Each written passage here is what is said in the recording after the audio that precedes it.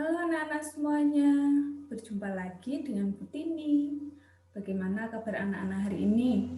Semoga anak-anak semua dalam keadaan baik dan sehat ya. Baik anak-anak, sudah siap untuk mengikuti kegiatan pembelajaran online pada hari ini? Baik, hari ini kita akan belajar tema 3, lalu kita sudah masuk ke subtema yang baru, yaitu subtema 3, pembelajaran 1. Nah, pada subtema 3 kali ini kita akan membahas mengenai pengaruh perubahan cuaca terhadap kehidupan manusia.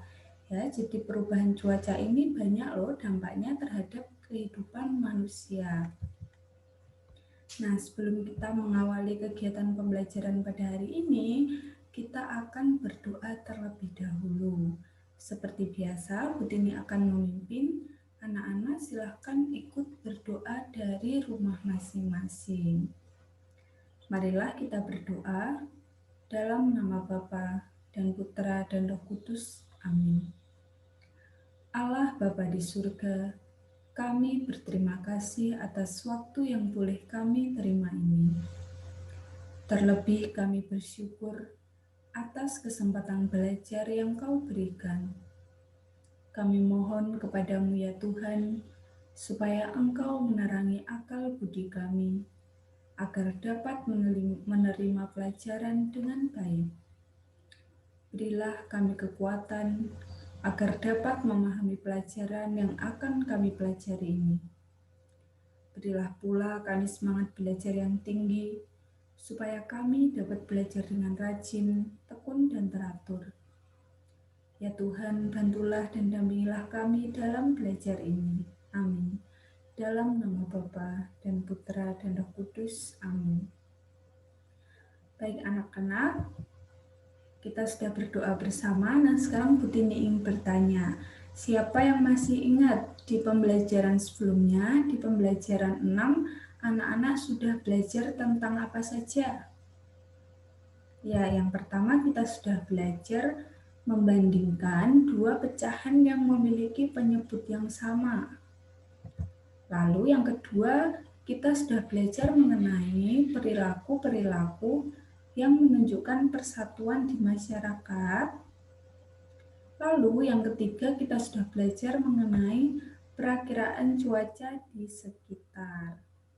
Nah, anak-anak, pada pembelajaran 1 kali ini, materi yang akan kita pelajari yang pertama yaitu menjumlahkan pecahan yang berpenyebut sama.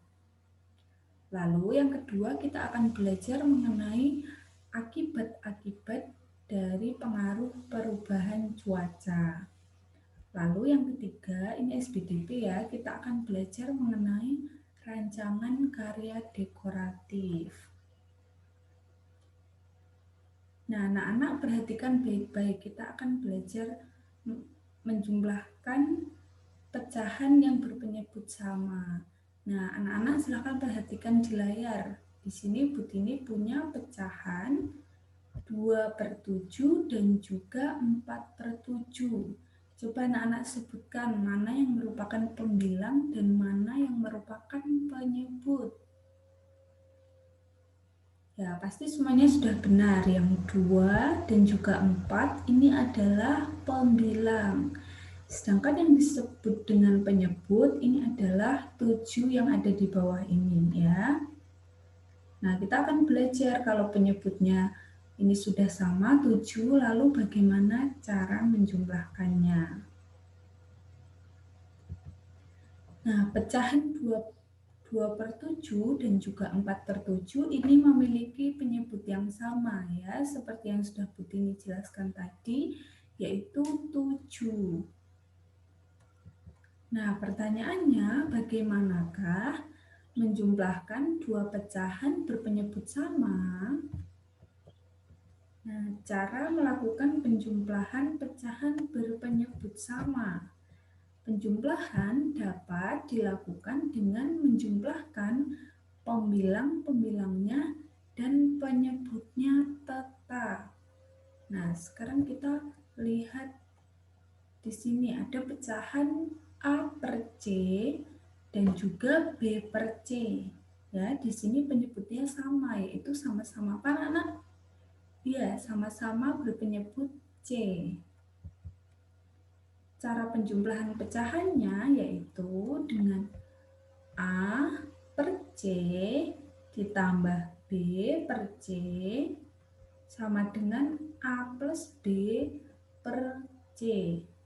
Nah, ini adalah rumus cara menjumlahkan pecahan. Nah, sekarang kita lihat contohnya. Contoh nomor 1, kita akan menjumlahkan pecahan 1/5 dan juga 3/5 menggunakan cara yang sudah Butini jelaskan tadi.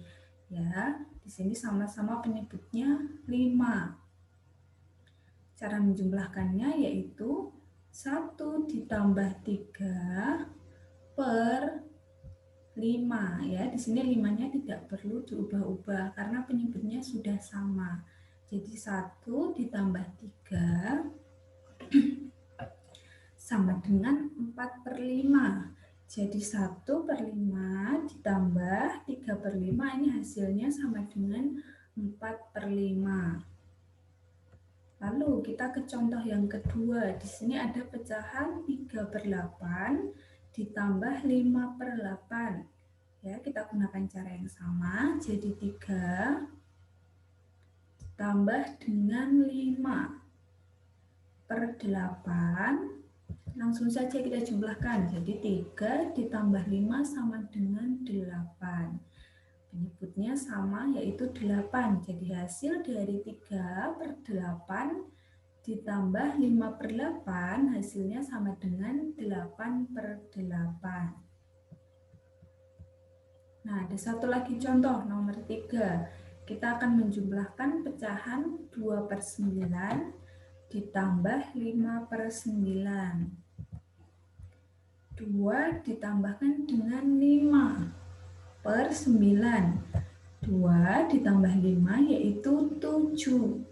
7/9. Jadi hasil dari 2/9 ditambah 5/9 yaitu 7/9. Ya, semoga anak sudah jelas semua ya. Nanti yang kurang jelas bisa langsung hubungi Butini ya, karena nanti kalau awal sudah bingung, nanti di pembelajaran yang selanjutnya pasti juga akan mengalami kesulitan. Jadi kalau ada yang kesulitan langsung saja, nanti minta tolong Butini, bisa WA Butini ya. Selanjutnya di sini Butini ada gambar. Ya, anak-anak pasti semua sudah benar ya menjawab ini adalah gambar banjir. Nah, anak-anak, cuaca itu bisa berubah-ubah ya, baik dalam hitungan jam itu pun cuacanya bisa langsung berubah. Misalnya di sini di gambar. Misalnya di sini pagi hari cuacanya cerah.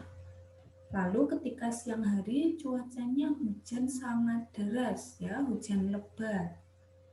Nah, perubahan cuaca seperti ini disebut dengan cuaca ekstrim, perubahan cuaca ekstrim.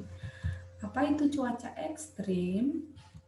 Cuaca ekstrim ini adalah sebuah fenomena alam yang berpotensi menimbulkan bencana. Nah, contoh bencana seperti yang gambar yang Butini tunjukkan tadi, yaitu bencana banjir.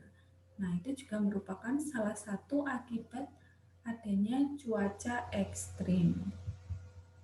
Nah, selanjutnya kita akan membahas lebih dalam lagi mengenai akibat pengaruh perubahan cuaca. Hujan dengan intensitas sedang hingga lebat dengan durasi yang cukup lama saat perubahan cuaca ekstrim ini dapat menyebabkan banjir. Ya, jadi misalnya dalam sehari atau beberapa hari itu hujannya deras, lalu hujannya lama, itu dapat menyebabkan banjir. Nah, jika terjadi banjir, maka aktivitas manusia di luar rumah menjadi terganggu. Jalan-jalan menjadi penuh air dan setelah banjir pun nanti jadi banyak lumpur. Ya, ini contohnya seperti yang ada di gambar. Jalan yang jalanan menjadi tertutup lumpur ya. Selain banjir, ada juga akibat dari perubahan cuaca ini. Misalnya yang pertama yaitu tanah longsor ya, seperti contoh yang ada di gambar. Lalu yang kedua bisa juga menyebabkan angin puting beliung. Itu dia ya anak-anak akibat pengaruh perubahan cuaca. Nah, selanjutnya kita akan belajar mengenai karya dekoratif. Ya, anak-anak pasti masih ingat ya, karya dekoratif itu dibuat dengan teknik menghias menggunakan unsur rupa. Nah, karya dekoratif apa yang akan kita pelajari kali ini? Yaitu karya dekoratif menggunakan gelas kertas ya. Di sini di layar adalah contoh karya dekoratif menggunakan gelas kertas. Nah, sebelum membuat karya dekoratif ini pasti harus membuat rancangannya terlebih dahulu. Nah, ini adalah contoh rancangan karya dekoratif gelas hias. Ya, alat yang dibutuhkan yang pertama yaitu pensil, lalu yang kedua penghapus, dan yang ketiga adalah spidol. Lalu bahan yang digunakan adalah gelas kertas. Lalu unsur rupanya menggunakan unsur rupa titik dan juga garis ya. Ini adalah contoh gambar dasarnya. Ya, ini yang di atas adalah unsur rupa garis. Sedangkan yang di sela-sela garis ini adalah unsur rupa titik. Nah, itu dia anak-anak materi pembelajaran kita untuk hari ini. Selanjutnya yaitu tugas. Tugas untuk hari ini anak-anak silahkan mengerjakan LKS halaman 67. Penilaian harian A dan B. Ya, seperti biasa jawabannya silahkan langsung ditulis pada LKS. Jangan lupa nanti untuk difotokan dan dikumpulkan atau dikirim ke Bu Tini. Oke, nanti Bu Tini akan periksa satu persatu. Nah, anak-anak cukup sekian pembelajaran kita hari ini. Sebelum kita mengakhiri kegiatan pada hari ini, kita akan berdoa terlebih dahulu. Ya, Bu Tini akan memimpin. Silahkan anak-anak ikut berdoa dari rumah masing-masing.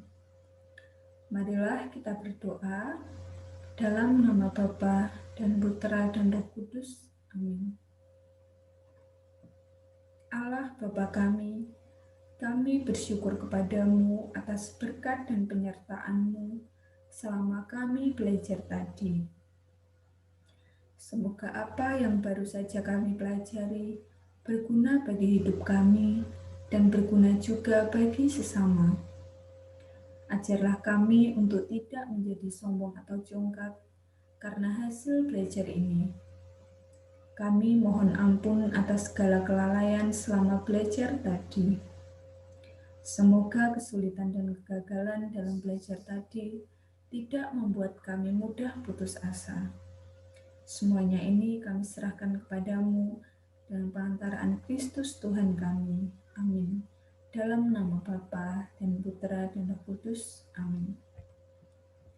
Baik anak-anak, terima kasih sudah mengikuti pembelajaran online pada hari ini. Jangan lupa tugasnya dikerjakan dan dikumpulkan ya. Tetap jaga kesehatan di rumah dan sampai jumpa di pembelajaran selanjutnya.